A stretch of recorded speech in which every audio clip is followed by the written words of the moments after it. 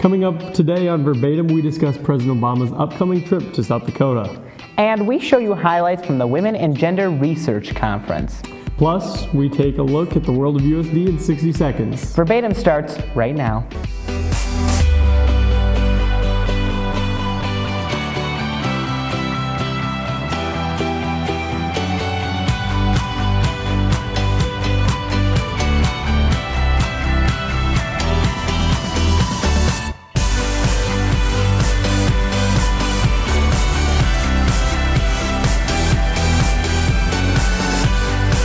Welcome to another episode of Verbatim. I'm Michael Geheren.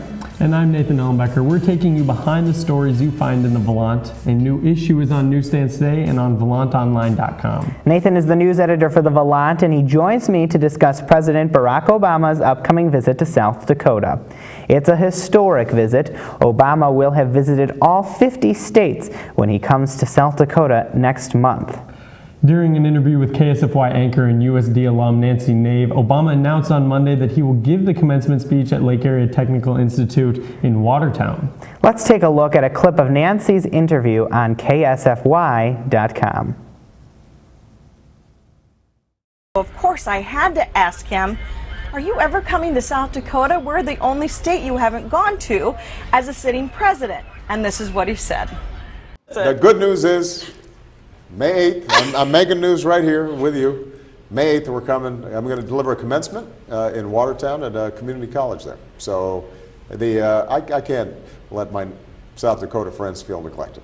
So will you see Sioux Falls or Mount Rushmore? Well, you know, I've been to Mount Rushmore. Mm-hmm. Michelle and the girls have been to Mount Rushmore as well. Let's see how much travel I get while I'm up there. But I think by May 8th, finally there should be spring in South Dakota, if I'm not mistaken. Okay, so I guess we're wondering, why did the president choose Lake Area Tech? And I decided to contact the White House and talk to a spokesperson there. And this is what they said. Lake Area Tech is one of the top community colleges in the nation and is recognized for preparing its students with skills they need to compete in the 21st century economy. So I guess that kind of explains a little bit of it. Mm-hmm.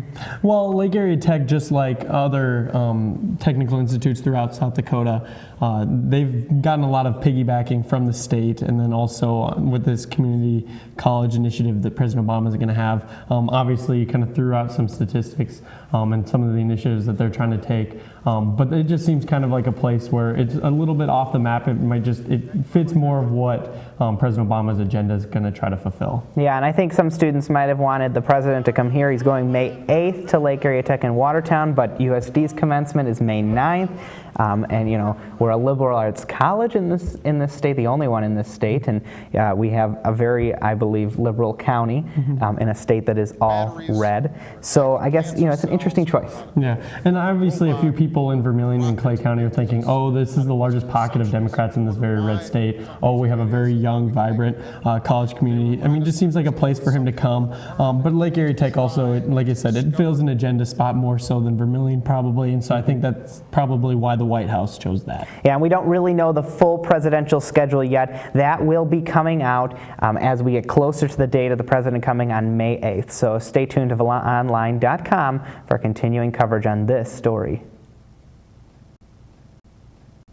Last week was USD's Biennial Women and Gender Research Conference. Braley Dodson talks about the event's highlights. Last week's Biennial Women and Gender Research Conference brought students around the region to present their work. The conference included screenings of 3 documentaries, including the controversial Honor Diaries. Activist Raheel Raza attended to answer questions on the film.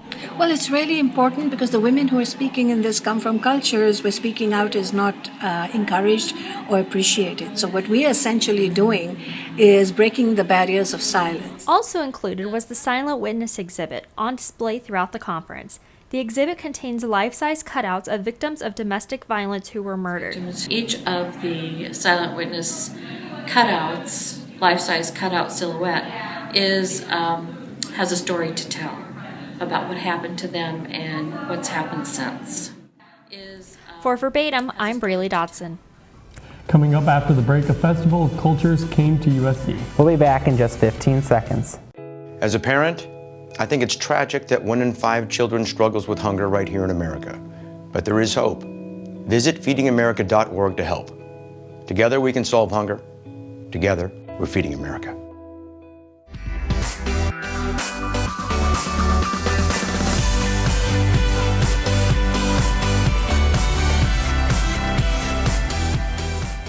International students brought their culture to the Munster University Center. The Vallant's Megan Card has the story. Tickets sold out, plates were scarce from the first half hour, and the Festival of Nations hosted one of its biggest crowds to date Sunday night in the Muck Ballroom. Flags from more than 25 countries adorn the walls for USD's premier international event. Food ranged from Native American fried bread with wajapi to Indian bread pudding with cashews. As visitors ate, dancers took to the floor from the African Student Association. Nepalese singers held a presence on the stage and were followed by numerous other student acts.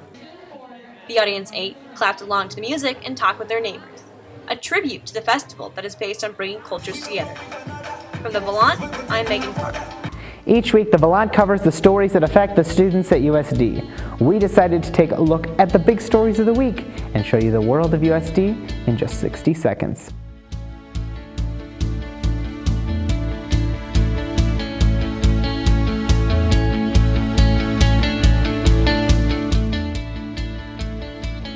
The streets of Vermilion were filled with tooth fairies last weekend and the Dental Hygiene's Plaque Attack 5K.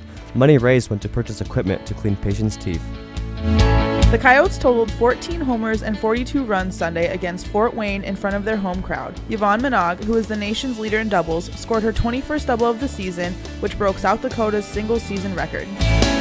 University of South Dakota students have been planning for months for this week's opening of Seussical the Musical based on Dr. Seuss stories.